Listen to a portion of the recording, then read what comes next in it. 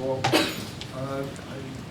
I've been to your campus several times in the past for professional reasons. I'm a bona fide card-carrying parasitologist. That's what I used to do for a living. So I taught at Columbia's Medical School for about, well, I won't say how long. It was a long time. And then I retired. And when I did, another idea had arisen already, which was crazy. It had nothing to do with my past life.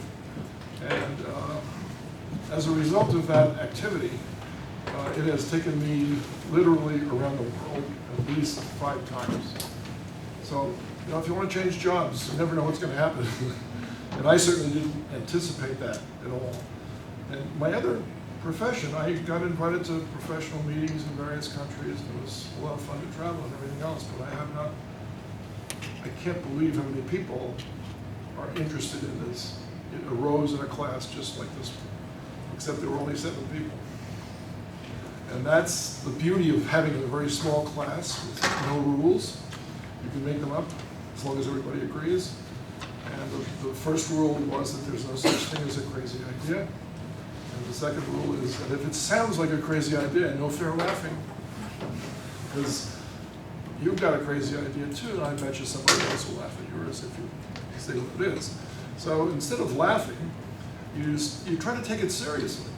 And you sit down, you discuss it, and you say, well, why do you think that's a good idea? And eventually, most of the good ideas fade, and some of them stick. So I began this quest for another way of thinking about living in cities. That's what this presentation is about. So here I am in the middle of farm country in Pennsylvania talking about the other half that's going to be living in cities. In fact, it's already the other half in the United States. 50% of us live in cities, 50% live in rural settings. And it's even more stratified when you travel to places like China or to India, where you can see already it's 60%, 70% urban, 30%. And where did those people come from? Because 20 years ago, they were all living in the countryside. And today they're trying to live in the cities. How did that, what happened? And you know, it happened slowly at first, but I think everyone here knows what I'm going to say, because when we, as 7 students and myself, tried to identify what the biggest problems facing us over the next 100 years are going to be, everyone had a part of the answer. One of them said, too many people. Another person said, not enough food. Another said, not enough clean water. And I mean, of course, this was in the School of Public Health, so naturally they would say things like this, right? And finally, everyone came to realize that all of these problems were connected to one bigger problem, and that is that the climate is changing. I don't know if you want to use that word. That's okay. You go to Florida, they won't use that word in Florida. They'll just say sea level rise, and they won't say why. And it's too bad, because I think we know why. And even if we didn't know why, we suspect what's going on. So what's the harm in trying to reverse that if everybody benefits? So, what's the most important thing about what happened was that the distribution of food began to change, and where you could farm and what you could grow really began to change, and in particular in China and in India, but also in other places too, like Southeast Asia. And so the next year's class said we want to work on the same problem, and the first class said we think if we grew food on the rooftops of Manhattan, maybe we could feed a significant number of people. As it turns out, we only feed 2% of Manhattan this way.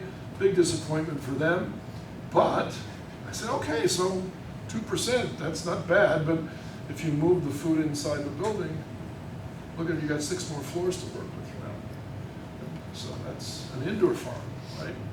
Everybody knows what an indoor farm is. It's called a greenhouse. In fact, that was what I found Isaiah yesterday with a few of his followers for this hydroponic farm idea. I should say idea. And I do want to change the slides, but so where would I reach to do that? I can just. Right. So, Great, okay, so now you know that this is not going to be a presentation on how to grow food indoors, although I've learned enough by traveling to see how it's done, and I think you probably know as much as I do about it, because all you have to do is read a book, go into a greenhouse, try it, fail, try it again, fail, try it again, succeed a little bit, and then finally you succeed.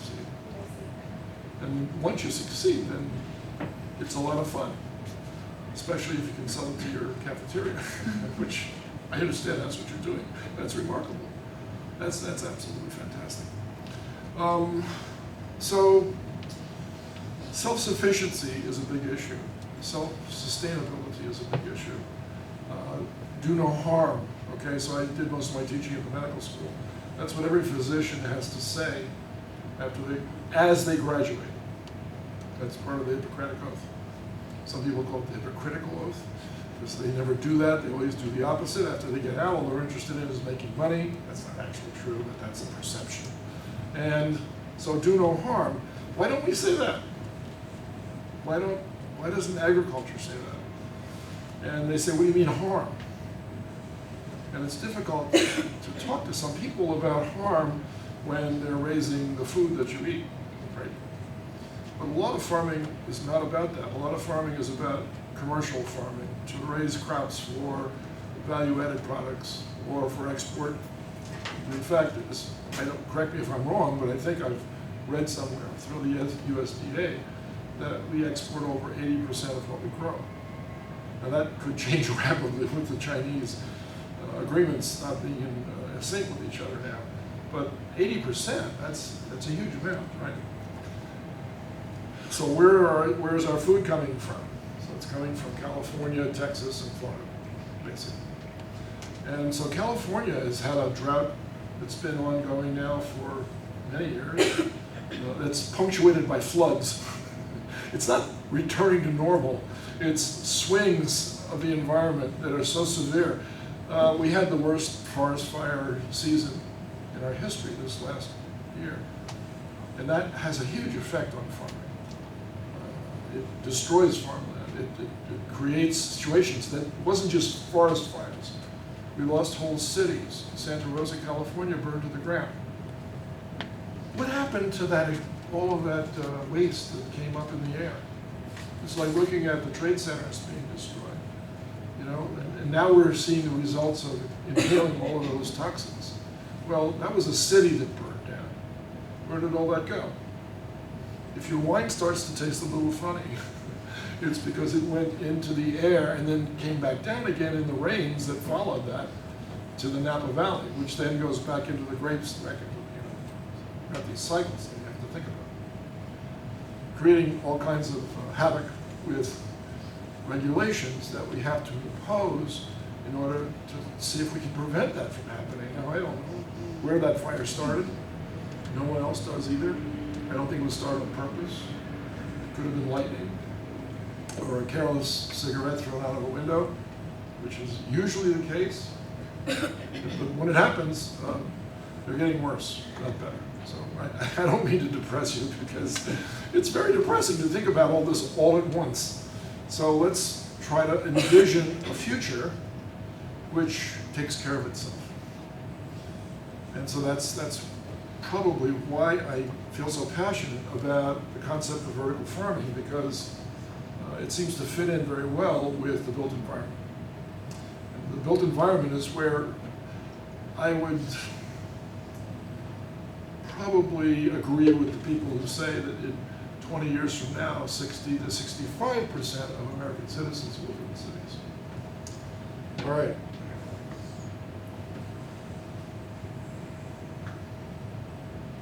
So the first thing to do is turn out the lights. If we could do that, I'm serious, at the risk of putting you all to sleep, you had a full day and now you have to sit through this. Okay, so a little bit more, maybe a window or two, just on the screen if we could, because when you turn out the lights by allowing the sun to disappear over the horizon, The next, it was the only window that wasn't touched. I don't know, maybe from the back? Magical source of light. There you go. Then you can see where everybody lives. And so you really shouldn't be able to see where everybody lives. But if you turn out the lights, you can see where everybody except North Koreans live. Because there we are. And that's, if you added up the number of kilowatt hours of electricity that all took to be able to see that, and how much energy that represents of the total energy budget of Earth that we actually generate, we would all be depressed and be tempted to max out our credit cards and go on vacation. Never come back. Another way to look at the Earth is to turn the lights back on. If you wanted to do that, that's okay by me. If you like it like this, that's fine too. But this is a recent composite Landsat 8 depiction of the total amount of farmland that we find throughout the world. That's 1.87 billion hectares of land that we now farm. This is not counting grazing land. So farmland it's enormous. Of course, everybody has to get at least 1,000 calories a day, and there are now 7.4 billion of us. That's a lot of calories. And where do they come from?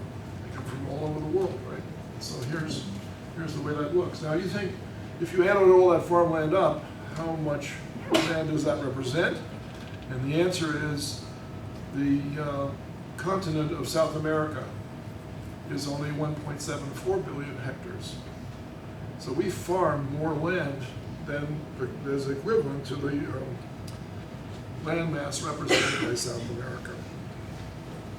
And I just said that, so we don't have to talk much about that either. And we just said that too. So here's what I'm suggesting. What I'm suggesting is that we pay more attention to the way nature handles their problems. When I say there, I mean all the other living creatures except us. That's a lot of creatures, right? Because we actually don't know what that number is. But we think it's in the hundreds of millions of different living entities that every day have to answer two basic questions, right? How do I survive today, and what am I going to do about tomorrow? It's every creature's concern. Bacteria, viruses, all the way up to us. And the answer is they integrate into a system which allows energy to flow from one strata of life to the next. We call them trophic levels, but the ecologists have a better term for it. And you see that fancy four-layered diagram that said food webs are integrated. It took a long time to find that out. Lots of money, lots of time, lots of dedication from people who are willing to live in places that you and I would never, ever agree to go into. Spending a winter on the top of an alpine meadow to see what the energy budget is for the north face versus the south face of a mountain is not my idea of fun. Either is sitting in a blind in the middle of the jungle, being eaten alive by all kinds of predatory arthropods, waiting for the whatever it is to hatch from its single egg and to fulfill its lifespan. Those are dedicated people that really deserve a lot more credit than they get, I think. And from all of those very, very involved studies, also the long-term ecological studies that are ongoing now, we have built a picture of the way the world behaves, which is quite different than the way we imagined it 50 or 60 years ago. And a lot of the policies that exist in the world were written hundreds of years ago, or 100 years ago, or 80 years ago. And those policies are still on the books, and we're still trying to live by them.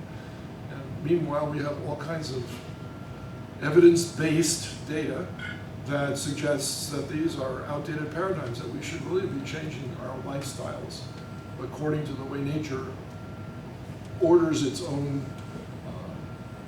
energy to be distributed.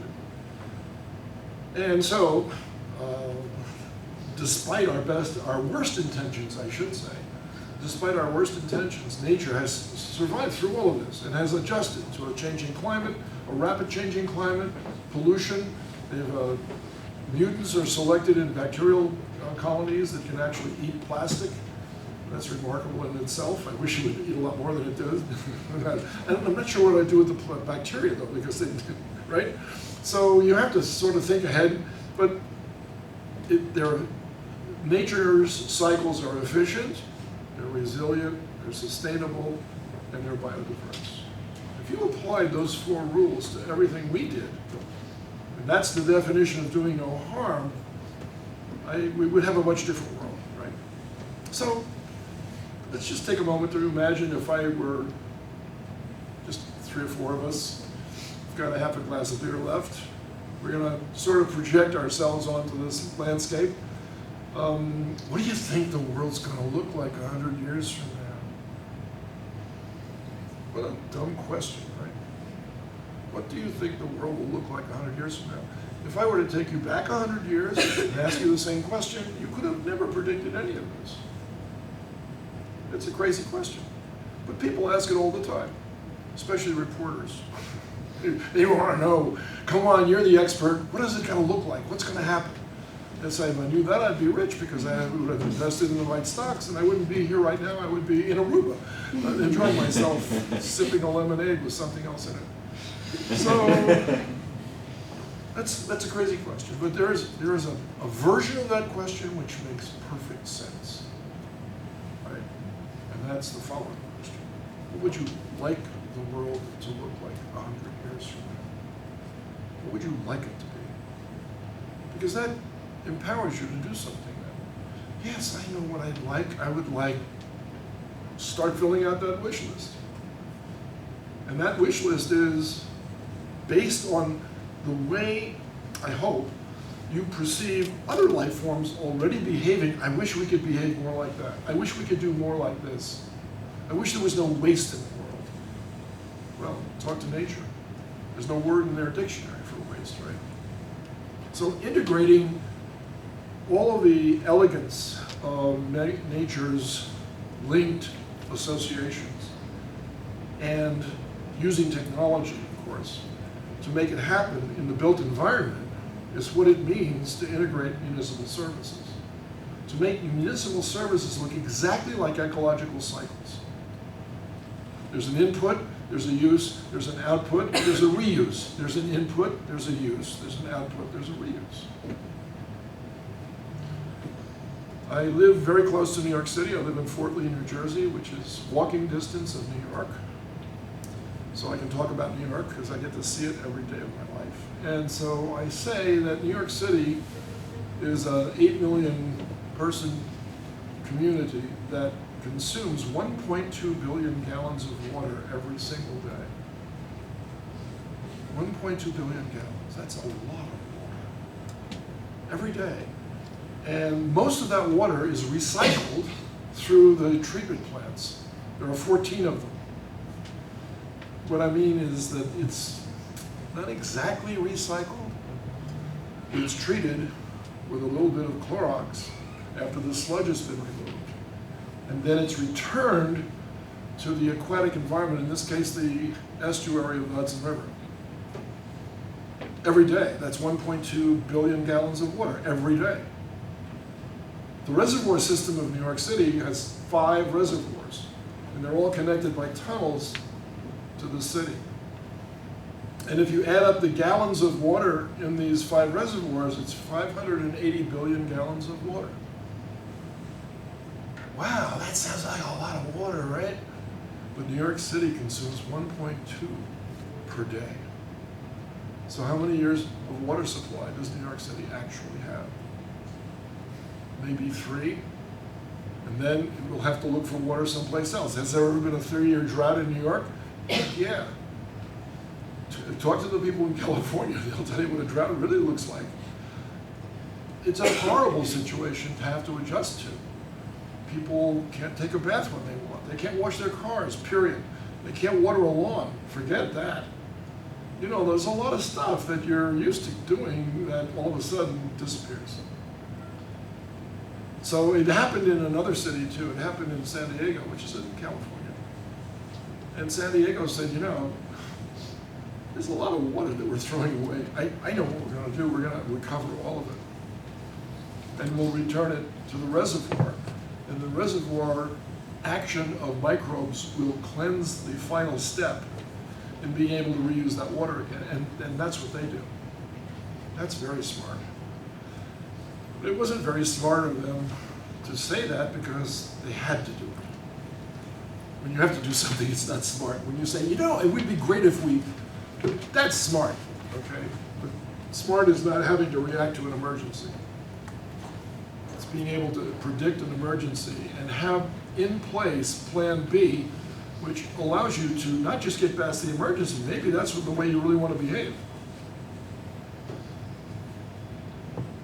Sure, it's about this. I spent the better part of today reconnecting with nature, thanks to Isaiah's family, who allowed me, through the grace of their generosity, to actually become one with a very small body of water that meanders through the countryside of Pennsylvania, in an attempt to actually catch a trout, which, yeah, I caught a few, but I actually felt more like just sitting and looking and reminding myself of how beautiful the world can be when it's untouched, or when it's managed to live in contact with humans in a way that's compatible to both. And that's what this is all about, right? The Chinese have a word for it, feng shui. You can see the symbol of Korea, South Korea, which is a yin-yang symbol. It's the same idea. The Buddhists have thought about this all their lives. We should probably start taking them serious. So one of the issues is grids. We have lots of grids. We have energy grids, water grids, transportation grids, food, those sorts of things. And the grid is controlled by a consortium, which mints out all of these resources according to the economics of the situation in most cases. So where is it written that when you're born, you have to pay for your water? But we do. If you look at all the other animals and plants in the world, that's a ridiculous concept. Everybody gets water. You have to, otherwise you're going to die. And what about food? That too. It sounds like a ridiculous proposal, right? Free food, free water for everyone. I didn't hear anybody laugh. I'm glad. So what if we could replicate the stages of an ecological setting in a city based on what goes on in nature? And this is exactly what that's going to look like. Isaiah invited this guy here to talk about vertical farming. Where the hell is he get off talking? You know, because you have to integrate this into something. That's one. It doesn't just stand by itself. A vertical farm has to integrate into city functions, basically, because it's a city farm. And that's what's missing in the city. We have no primary producers. And as a result, we have shortages. And those shortages, you make them up in the rural communities by supplying what the city doesn't have. But not all cities get the same amount, or what they need. And it depends on your politics, and it depends on your economics. It depends on a lot of things.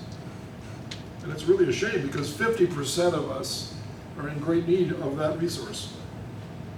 So maybe there's another way to rethink this problem. Maybe the cities should think of themselves as standalone units. Standalone units. Just like, let's say, a hardwood forest would be. Or just like an alpine meadow would be. So here's an architect that really does believe that. And he's gifted in terms of his ability to present visions of the future that have great appeal to almost everyone. Who wouldn't want to live in this city? You don't have to own a car, because transportation is free. You don't have to buy food, it's free. your water supply is absolutely pristine. Why? Because we recover the water and we polish it, just like nature. In fact, we use nature to do that. So what isn't free? Well, anything that's considered to be extra, like 82-inch LED flat screen television. You know, if you had a little one, that's probably okay. You want a bigger one? That's not free. Maybe you should pay some money to have that. But all the essentials of life are absolutely free, because the government supplies them for you. And if you go to Sweden, life is basically like that. It's a little bit different, but not too much. And I'm not advocating that for us, by the way. No, that's socialism. We don't have socialism in this country, do we? Well, I hope we do, because otherwise I wouldn't get my monthly Social Security check. And that's going to happen to you too, I hope. Because there's something left by the time you get to be my age. So one way to make cities less dependent upon the landscape that surrounds them is to create a building which does everything. It houses us, or it allows us workspace, or it allows us an educational experience. But it also does other things. It generates its own energy through solar, wind, and geothermal. It collects all the rainwater that falls on it, saves it, stores it, reuses it. These are, by the way, I'm not suggesting anything that doesn't already go on. It doesn't go on in the same building, but there are buildings that do all of these things already. Of course, I want a building that produces food for the number of people that live in that building or that work in that building. And I can show you one later. I wanted to sequester carbon by switching from building materials that give off carbon, like cement. In order to make cement, you need limestone.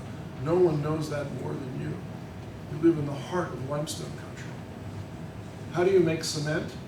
You heat up limestone and you drive off carbon dioxide, creating calcium oxide. Calcium oxide is enormously reactive. All you have to do is add water and anything else, and it gloms onto it and it solidifies it and it never lets go and it's there forever. But in order to make that happen, you have to drive off the CO2. The Romans knew this, and that's why they invented concrete, which is the next addition from cement.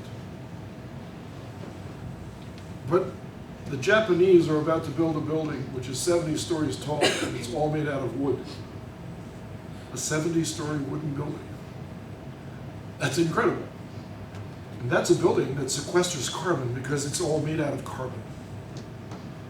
And that's what I'm talking about. It recycles liquid waste into drinking water and recycles solid waste either into energy or into building materials, depending on what the solid waste material is. So here's an example of a skyscraper that sequesters water. This building collects rainwater every time it rains in Melbourne, Australia. The reservoir fills up a little bit more. And boy, do they have droughts in South Australia. Woof. Big time. And they have fires that are associated with them. And the reservoirs run dry. And they have to start desalinating water, which is very, very expensive, and it takes fossil fuel to do that, or at least that's the way they've done it so far. So you run into all these conundrums once you start trying to think your way out of that particular paper bag. You would love this, actually, if you just substituted the word school. Farm your school. How would you like to be sitting in this room right now and you're hungry? Oh gosh, I haven't eaten since breakfast. Is that a cucumber I see growing on the wall? Are those actually leafy greens that I'm invited to pick and eat? Just don't eat the carrots because it disturbs everybody else. But everything else is up for grabs, and I'm not kidding. So here's an office building in Japan called Persona O2. The O2 is there on purpose. It means that the building generates oxygen. The outside walls generate it, and what happens on the inside also. So take a look at the first floor. It's a rice farm. The indoor rice farm. Anybody worried about growing grains indoors? Well, there's no reason to do that. They already did it at huge, huge energy costs, by the way. enormous, ridiculous energy costs. They did it. They did it on purpose. They knew that that would happen. They didn't do it forever. They did it to demonstrate that it could be done. All right, so our jet airliners have gotten 30 to 40% more efficient simply because the price of fuel started to exceed the ability of passengers to pay the tickets. Right? Try going home for vacation. Try going for spring break, wherever that is. It's in Aruba, by the way. It's expensive, right? But what if they were to use biofuels that you could grow, extract, burn, goes in the atmosphere, the plants take it back out of the atmosphere, it's a net zero carbon budget, and you've got yourself a travel situation that doesn't pollute anymore. And that's basically what's going on in some places. The military is already doing it. My son was in the Air Force, and he told me about days where the jet fighters could not fly. It was usually at the end of the month, because they had run out of money to pay for the jet fuel, which is AA grade kerosene. What? How come the military run out of, if we had a war in those days, we'd lose just on an economic basis, right? Go to the second floor, you can see little cherry tomatoes hanging above you. They're cherry tomatoes on purpose because if there was ever an argument between the CEO and the employees, you couldn't grab a big tomato and throw it at them. You have to grab little tiny tomatoes. And who threw that? You'll never find out. If you go to the top floor of that building, it's a cafeteria. So let's say it's lunchtime and you want to eat. Of course, everybody does. Everybody goes downstairs first to the rice farm, grabs a handful of rice, cuts it, puts it on their tray, goes to the second floor, goes to the third floor. They amass a lunch. And then they line up at the chef and they give it to the chef. And it says, what did you have yesterday? And they told him, well, I'll make you something different. Really? Yeah, and this is a human resource building, by the way. This is a building whose employees work out your retirement benefits or your tax structures or your business plans. They go to work in suits and ties. I didn't have the picture, but there's a picture of the executives of that building on boards across this rice farm planting the rice, and it's an aquatic stage that you have to start with. And they did it. They were all smiling and saying, oh, this is fun. It's even more fun when you eat it. So cities have to think in these terms. If you can demonstrate that it can be done, then someone will figure out how to do it cheaply and well as well. Just takes trial and error. Use science, it's evidence-based. What's wrong with that?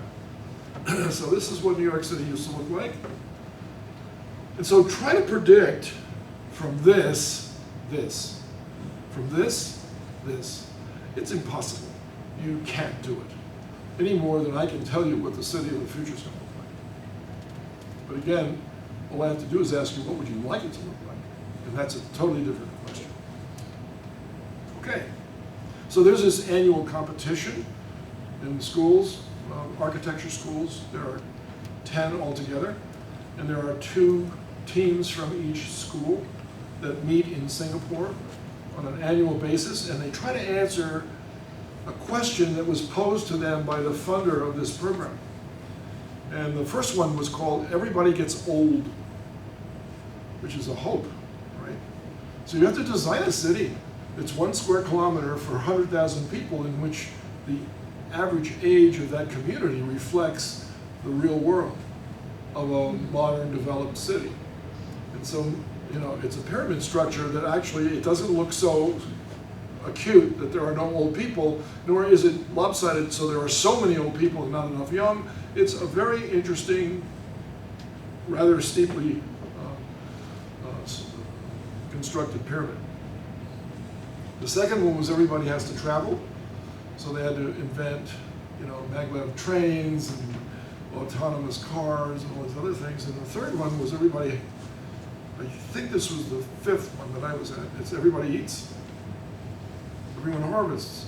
And they demanded that each team construct vertical farms that were abundant enough to feed a city of 100,000 people. Pretty good, huh? I was one of the judges. how can I judge this? Everybody wins. You know, give them their prize money, and they got $10,000. It was, you know, kind of a trivial amount of money considering the amount of work that they did. And the winning team came from Shanghai,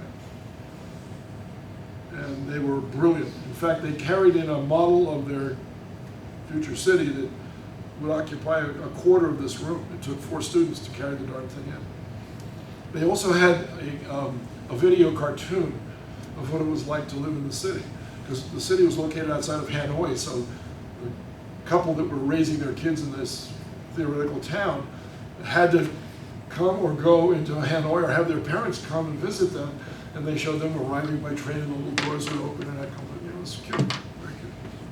But it was very, very graphic, and it made you realize that these people had just thought through the next 100 years of history in that particular area. Whether they do it or not, I don't know. So Tongji University wins. So urban agriculture is the hot topic right now.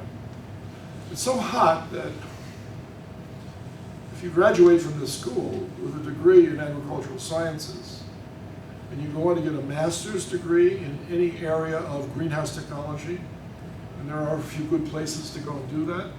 I don't know if this is one of them or not, but I know that the University of Arizona is one, and Wageningen University in Holland is another one, and UC Davis is another. You put those 2 degrees together, maybe with a business degree, you own the world. You have a job that you can create jobs for. And that's the word on the street. That's not from my mouth to yours. That's from their mouth to mine to yours. Because I've just traveled around the world last year. So if you think about urban agriculture, this is a great idea to begin with because it uses unused land, but it really is horrible because no one knows the history of that land. And as a result, it could be contaminated with all kinds of things. It's for sure contaminated with lead because we only got rid of it in 1976. It's there. I mean, it's not going to go away just because we waved the magic wand or something. If you go to Antarctica and you dig through the ice, you can identify the year 1976. That's when lead stopped appearing in the air to the level that it is now. I mean, some countries in Europe still use it, but most of the world does not use lead in their gasoline anymore. So as a result, things have changed, but it doesn't allow this. What it does allow is this. If you have above ground beds to grow your food in, everybody's happy, harvest, cool. But anybody here from New York? Nobody here from New York? Interesting. Has anybody here ever been to New York? Yeah, of course. So in New York City, these farms exist. You can go around and see them. If you hired a helicopter, you can identify all of them. And they're quite easy to spot. But there's only one thing wrong with them, and that is that sometime soon we will have something called winter. Now I know that maybe 100 years from now we won't, but today we do. So as long as we still have winter, you can't do this. So what else can you do? Well, you can do what you are doing. You can situate your growing situation inside of a foolproof, glass-covered, wonderful box called the greenhouse. And you can work all year long. In fact, there are and you know that there are lots of companies out there that make a really good living taking up all of these abandoned warehouses or not abandoned warehouses. One of them in New York City is on the top of a Whole Foods market. Everything grown is sold within an hour of harvest. 1 hour. That's all it takes. And it's as fresh as you can imagine. Of course, you don't have to imagine it. You can just keep doing what you're doing. So that organization is called Gotham Greens, and they've been very, very successful. And in fact, I don't know what you're going to call it next because they now opened a similar production system in Chicago, and you can't call that Gotham Greens anymore, can you? Maybe Second City Greens or something, I don't know. So, by the way, this apartment house that allowed this greenhouse operation to occur is included in the profits. This company sells that produce not to the people living in the building, but to commercial outlet stores. or to fancy restaurants. But at a very high price, I might add. And this building, everyone in that building gets a cut on their rent as a result of the sale of the greens from their rooftop gardens. But if you wanted to feed the world, at least if you wanted to feed the urban world, let's put it that way, then you have to increase the plant density by huge amounts. Because a greenhouse is not as, it's exactly the same density as an outdoor farm, right? It's a single layer of plants. The only difference is that you can harvest continuously all throughout the year, whereas outdoors you can't. The lettuce farmers outdoors can harvest maybe 4 crops a year, sometimes 6 if the weather is good. But then comes winter and they have to stop. Or then comes a drought and they have to stop. Or then comes fires and they have to stop. Or then comes a flood and they have to stop. Now a flood just came through and trashed North and South Carolina's agricultural. And if you think about what they grow in North Carolina and South Carolina, they grow a lot of rice, they grow a lot of pigs, they grow a lot of corn, they grow a lot of sorghum, they grow a lot of alfalfa, and they recommended to the farmers that they harvest their crop before the storm, so they could at least save some of this year's profits. And I'm going to ask you the question,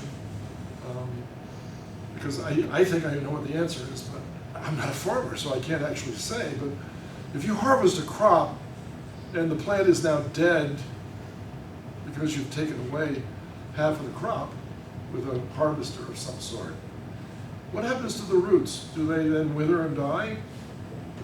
Sometimes, if they're lettuce, they don't, but let's say if they're corn, they sure do.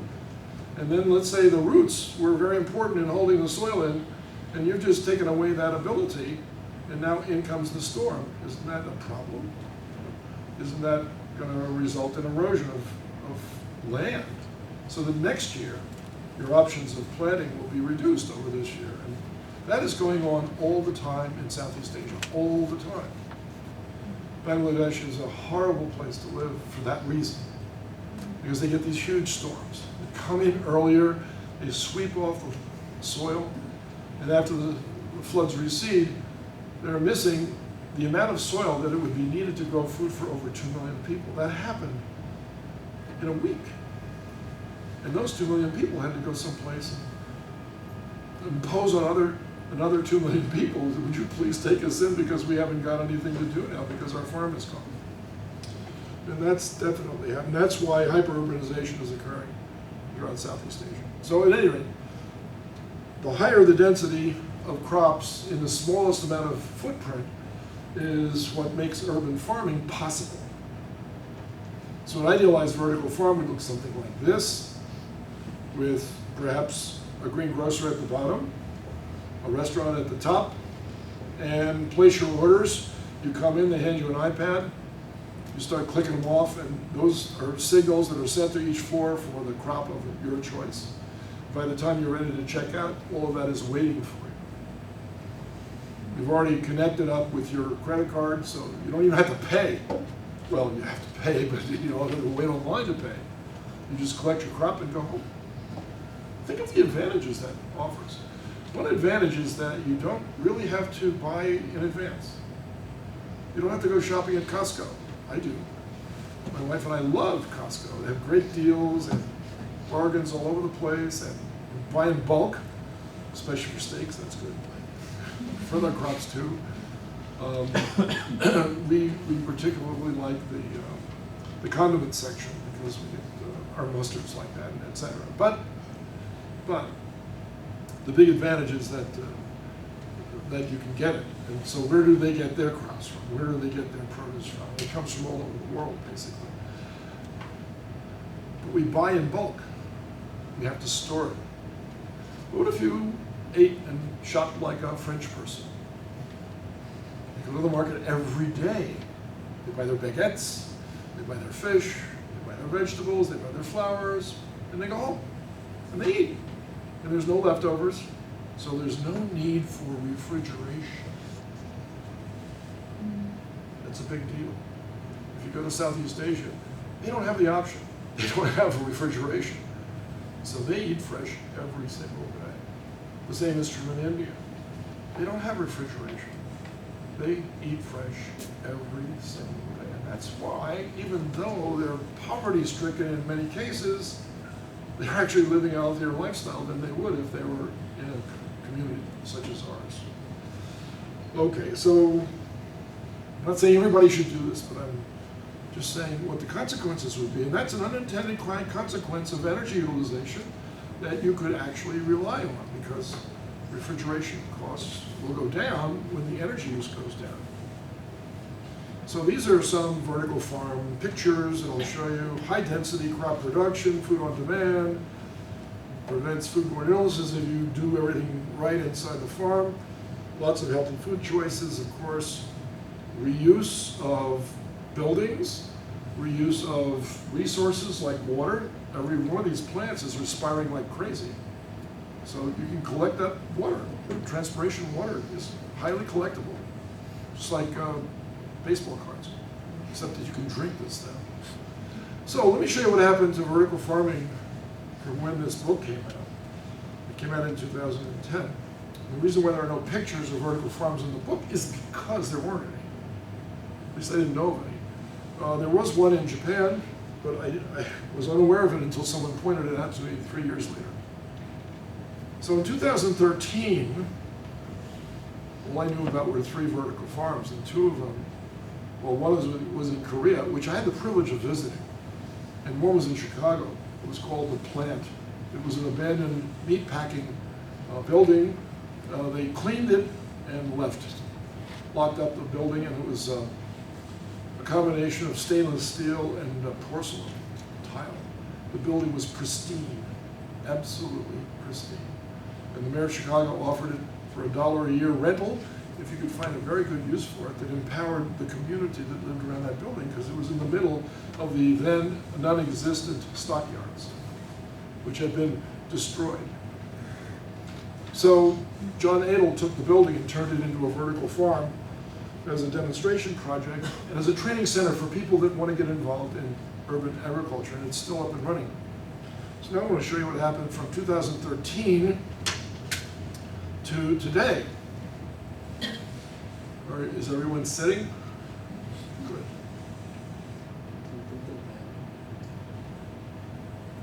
How many vertical farms are there, you might ask? I haven't got a clue.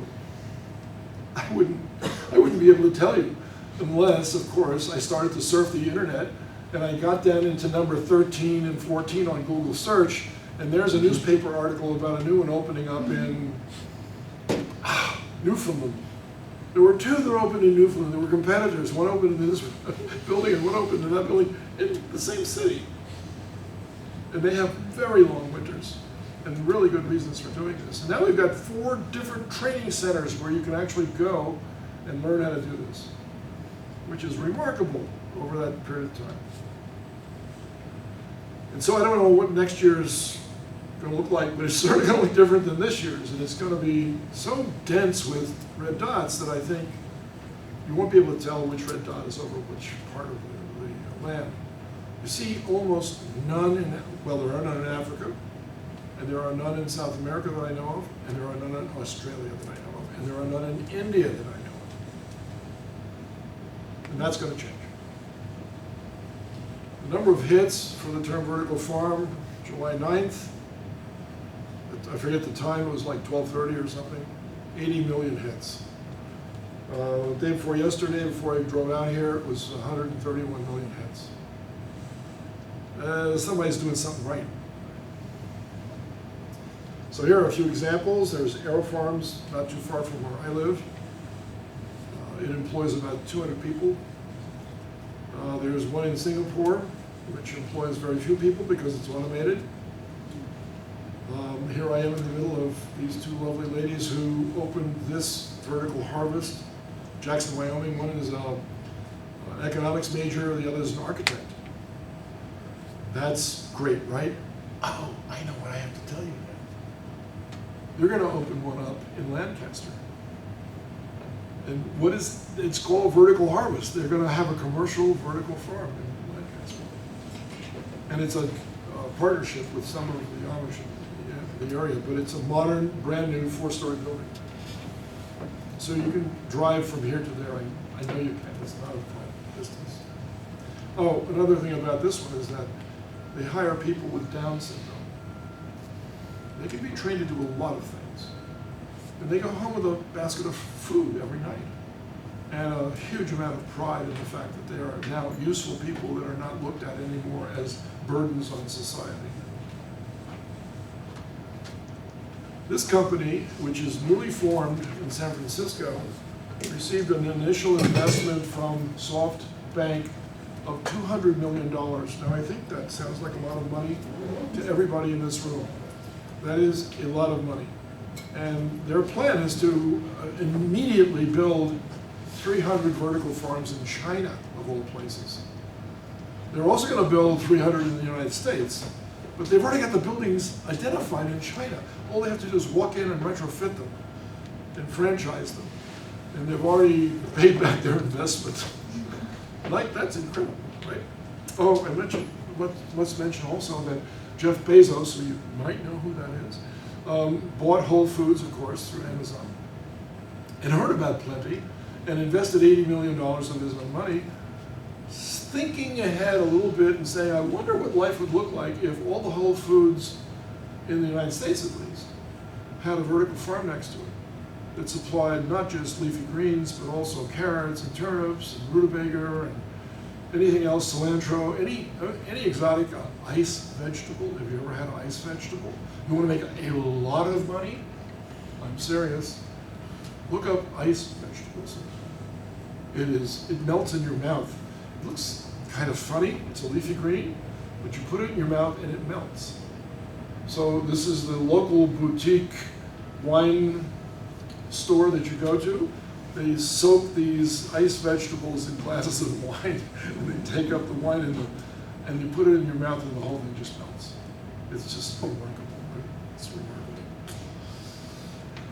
This is a farm in Germany, in Berlin, called Infarm, and Infarm will probably succeed faster than any other vertical farm because of what they want to do. They want to grow what you want.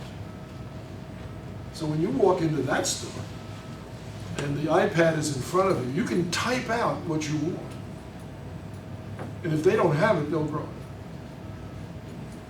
But they are bound and determined to have it. And this company, I've talked to them many times, they're going to build their first vertical farm, not in Berlin. Why? Because New York City asked them to do it first. So there will be one in New York City soon, owned by Infarm, but also managed by the United States team. So welcome to the autonomous city. It's biodiverse, it's resilient, it's sustainable, it's pollution-free, and it doesn't have any grids anymore. It uses new developments in solar panels. So you can use a plate glass solar panel that's transparent. It conducts the photons to the outside edges where you have a pickup strip of solar panel material that converts the photons to electrons and then makes the whole building a solar panel. Think of how many all-glass buildings you can think of that you've seen in the past. All those buildings can be converted into energy-generating systems. So they're doing it now, okay? They're not doing it tomorrow. They're doing it now. So I like cooking. That's why I like to talk about food. And there's something missing in this recipe for hot and sour soup. And perhaps the chefs in the audience can recognize which element is missing. But if you can't, I can help you out here. It's ginger. All right. So what's missing for vertical farms? You're missing. We have plenty of people out there that want to start them. Who's going to work in them? Who's going to manage the growing? Who's going to manage the sales? Who's going to do the outreach? Who's going to get the deals struck with the local business people? Who's going to ward off all of the farmers that will come in and say, you're taking our business away from us? There was a vertical farm that opened in New Buffalo, Michigan. And the farmers did exactly that, and they wanted to shut it down. And so the two people that were running this farm met with the farmers. They sat down, they said, well, what do you grow in the summer that you think we're going to compete with you for? Oh, we would grow spinach, and we grow lettuce, and they had a big list, right? So the vertical farmer said, okay, we'll grow something else in the summer. In the winter, we'll grow that, because I know where you're down in Vero Beach, Florida. But we're still here. So we're not going to compete with you. We're going to supplement. And that's what they ended up doing. So there's always an agreement if you want to agree. And there's always a disagreement if you are stubborn. So what's missing? You're the generation that's going to fit this and take this question off the board. So there are places already doing this on a small scale. MIT, for instance. The University of Arizona has recently got permission to use Biosphere 2 as a training center for indoor agriculture. And this is one of my heroes, Gene Giacomelli. He's in charge of that program.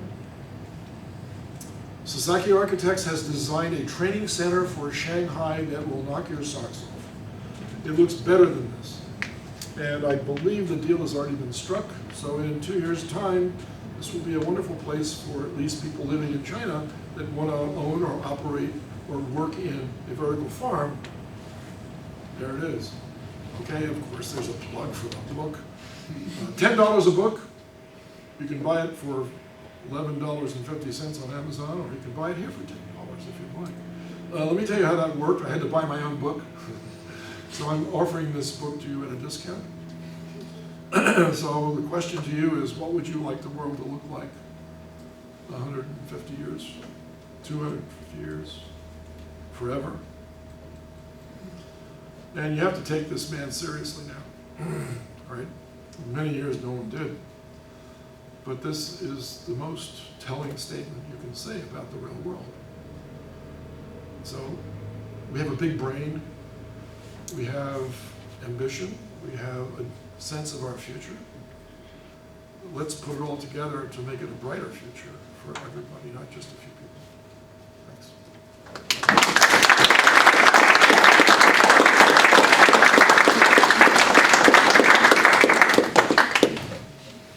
Of course there are questions.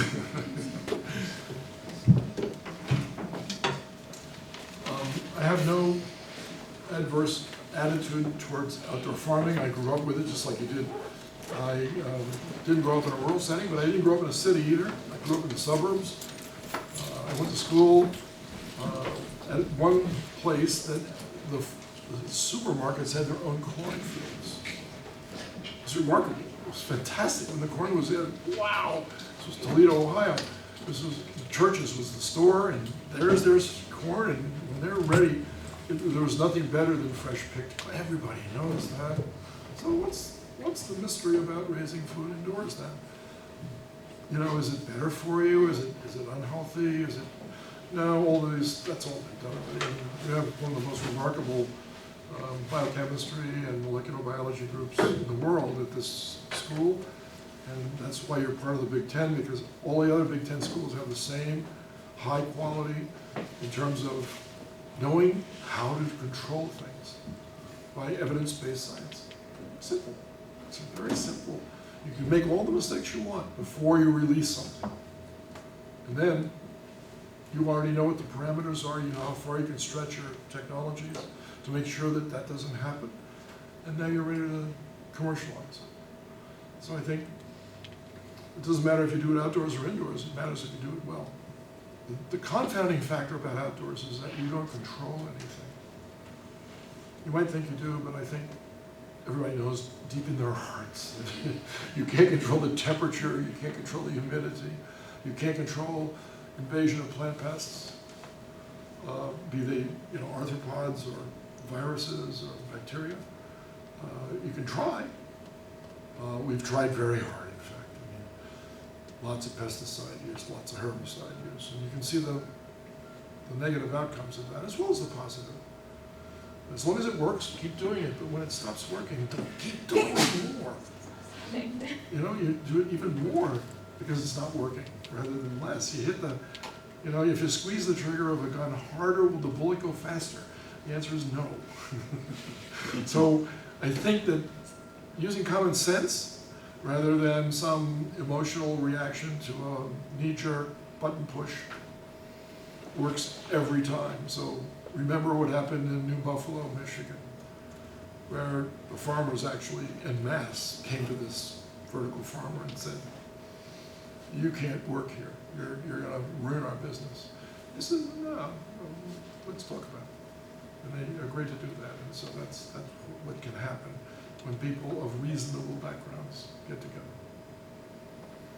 That's an amazing squash I'm looking at right there. Please don't hit me with it. I mean, I'm willing to answer questions unless you want to go home and eat. That's a good idea too. Yes? For the future, as we become more integrated with vertical farming, do you think individual households should have their own vertical farms to first become integrated into society, or should they just mass produce the buildings themselves? Can you hear the question? Right. So you really want to ask, is vertical farming scalable? The answer is, of course it is. And I can give you the best example. Right now there's a guy by the name of Kimball Musk. You might recognize the last name. His brother is Elon.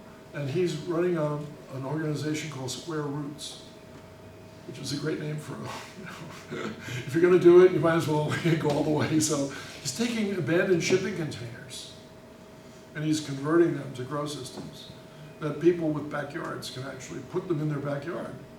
And there are year-round deals. They're hydroponic, they're grow lights, they're harvestable at regular intervals depending on what you want to grow. And those units, Caleb Harper is also working on something like that at MIT. So indoor growing systems. The Japanese have got lots of examples of that. In fact, they have lots of grow systems for grocery stores, individual grocery stores. And not, big, tall, giant operations, just a single floor, you slide the door back, you harvest a plant yourself by putting a bag over it, and you take it up to the counter and take it home and eat it. And it's like, minutes old food. So, yeah, that's. But if they're not doing it, then why don't you do it? Because you can. We know how to do this. It's not like we don't know how to make a cell phone or how to make a jet airplane go faster than the speed of sound. The only reason not doing it is that you're just elected to do something else. So, but if you can think of doing it, then of course you can do it. And that's exactly, I don't see one owner of a vertical farm over the age of 40.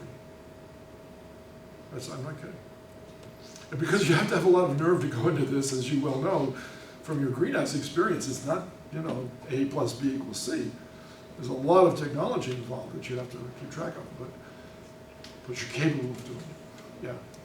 Yeah. Are there crops that grow, say, better or worse, or about the same, like in vertical farms versus traditional growing methods? Right, another great question, of course. So you talk about terroir, right? Let's just talk about that term first. Are you familiar with it at all? It's a French term for a remarkably wonderful tasting version of a vegetable that everybody grows, but if you harvest it from this one place, it's remarkable. Like haricot vert, for instance, it's a green bean. And they have special regions of France where they're grown. And if you've ever eaten one from that region, you'll say, what was that? So is that an outdoor or an indoor characteristic? Can we match that by just simply finding out what goes on in the soil? And the answer is, in most cases, we can find out. We can do this with wine grapes. We can do it with kale, right? Kale, it's not a guy thing, right? Or it never used to be. I'm telling you now, if you grew fresh kale, you would convert in an instant. It's a totally different taste. It loses flavor so fast that when you harvest it, in 3 days it tastes totally different than what it was like the moment you picked it, right? I know you have them around here. In the spring you have harvest your own strawberries. In the summer you have harvest your own corn. And in the fall you're going to have harvest your own pumpkins and harvest your own apples. There's nothing better than those things, right? So imagine a long list, maybe 80 different crops that you can think of that we commonly eat that can be grown indoors, where the conditions for each are different. It's not all the same solution works for all these crops, or not all the same grow lights even work for all these crops. You have to experiment. But once you get it right, you can do that in your sleep, right? In fact, you can do that in your sleep. Your cell phone will tell you when it goes wrong. So the answer is, yeah, there's no reason why not. Yeah, you have another question? A lot of scaled hydroponic systems use PVC, and a lot of exposure to that cutting and grinding can be very can endanger a lot of lives. Or extended use of it. Is there a better system that, or use of material that you would consider? Yeah, sure. I mean, for instance, I know a company that's using bamboo. Instead of PVC piping, we're using bamboo. There's bamboo that grows, this round, and it's hollow on the inside. So you can cut your holes out of that if that's what you want to do.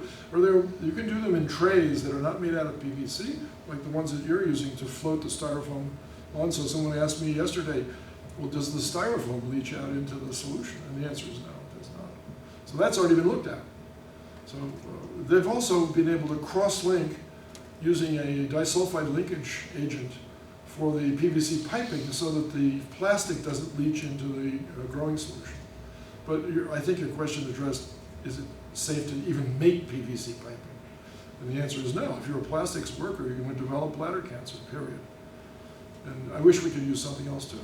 So we can. I mean, there are lots of alternatives. You just have to think about it. A great use for bamboo, though, right? The fastest growing plant on Earth, except for brown algae, grows a foot a day. Would something like plexiglass be usable? Yeah, you could do it. That's pretty expensive. And it's another plastic. So that's, I agree with you. I think plastics are a temporary bridge between the past and the future. We're going to go back to nature. Remember this Japanese company building a 70-story building out of wood. It's called mass timber. And it's laminated. It's not a single piece of wood. It's a whole bunch of wood connected together to add strength to it, but flexibility too. And imagine how easy it is to construct these buildings. They can use a chainsaw. Can you do that with a pour that you get from a cement truck that shows up exactly on the moment? If you don't pour that cement, it'll harden up in the truck. And it's carbon, you've sequestered it. They've treated this wood in some way to make it fireproof, termite proof. It's remarkable what you can do when you put your mind to it, right? And it's a renewable, harvestable crop. So why don't farmers think of themselves as tree farmers sometimes as well? So the Paris Agreement included that concept into their final report, and they call it carbon farming. When I drove out here, I went through the county of Carbon, and I thought about that. Here I am driving through. Yeah, it's a good name for a coal mining, right? The whole county is devoted to coal mining. What if you said, I'm a carbon farmer, I'm going to grow trees or something else which you can then create something which never gets used again, like this platform. This is all sequestered carbon in the form of wood. Unless it burns a person, then that's too bad. Oh, one final thought. I can't stop talking, I'm sorry. Someone asked NASA, I don't know when, it was like 3 or 4 years ago, do you think you can tell us how many trees there are on this planet?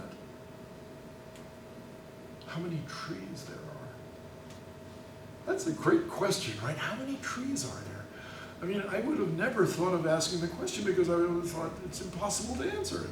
How could you answer that question? NASA says, you wait. Next year we're launching a satellite called Landsat 8. When we do, we'll be able to answer your question. So guess what? 2 months ago they released the answer. You're going to be stunned at the answer too. So they can completely eliminate all of the signal to noise ratio to get trees and nothing else. There are 3 trillion trees on the planet as we speak. The forest fires out west were a drop in the, they don't even count. There aren't enough trees lost in those forest fires to affect this figure. 3 trillion trees, that's a lot of trees. So guess how many trees there were before humans arrived on the planet? Given the density of trees now, and given the ecozones where trees are occurring, what do you think the number of trees were before humans arose as a species? That's only 300,000 years ago. Seems like a drop in the bucket. The answer is 6 trillion trees. So in 10,000 years of history, starting with agriculture, we have eliminated 3 trillion trees to make room for agriculture. No wonder there's a climate change issue. How else can you sequester carbon? This took 600 million years to evolve. And you've taken away half of the ability of the Earth to sequester carbon simply by just eliminating the trees. And no one ever thought about this because we couldn't. You didn't have those numbers. But we do now. So what are you going to do about it? I'm too old. What are you going to do about it? Because you have to do something about it. What if the government suddenly came to you and said, you know, corn futures go up and down, wheat futures go up and down. But the Japanese have perfected this new mass timber method for building. We really need trees. That's what we really need. Would you be willing to switch your crop to trees? And every year, can you imagine the amount of money you get per tree goes up because it's bigger. We're going to pay you by the kilo.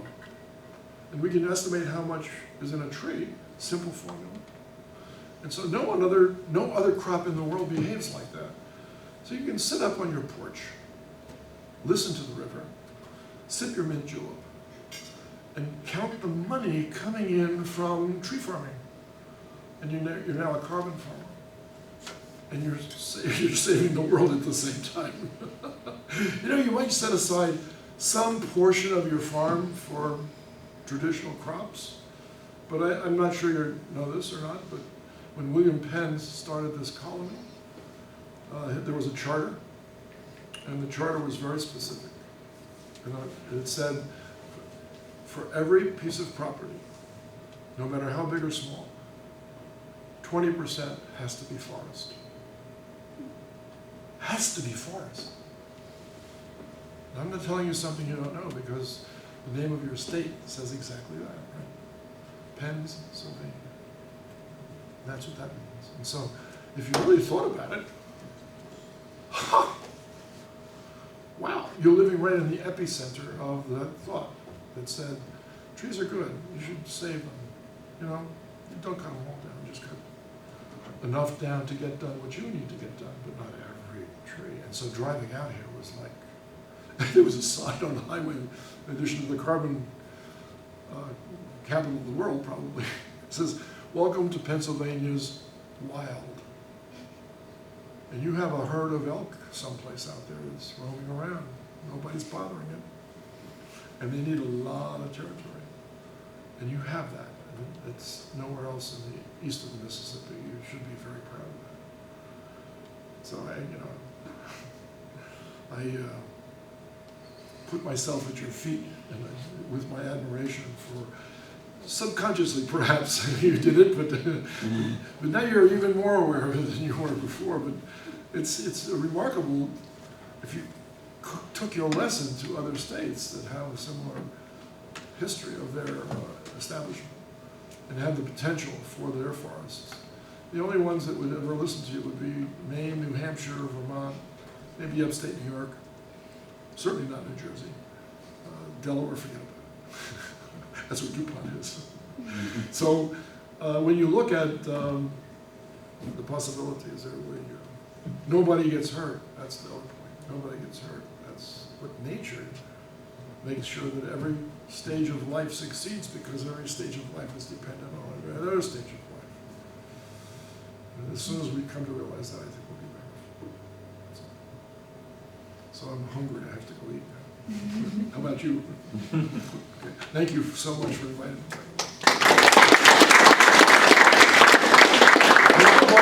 It's right here. It's only $10 and I'll sign it. Or not. I'll take them home. We can find uses for these books. But I'll stay and sign them if you want. Say again? Farm well, sequester. Thank God you can't wear it up. Finish it, yeah. Yeah.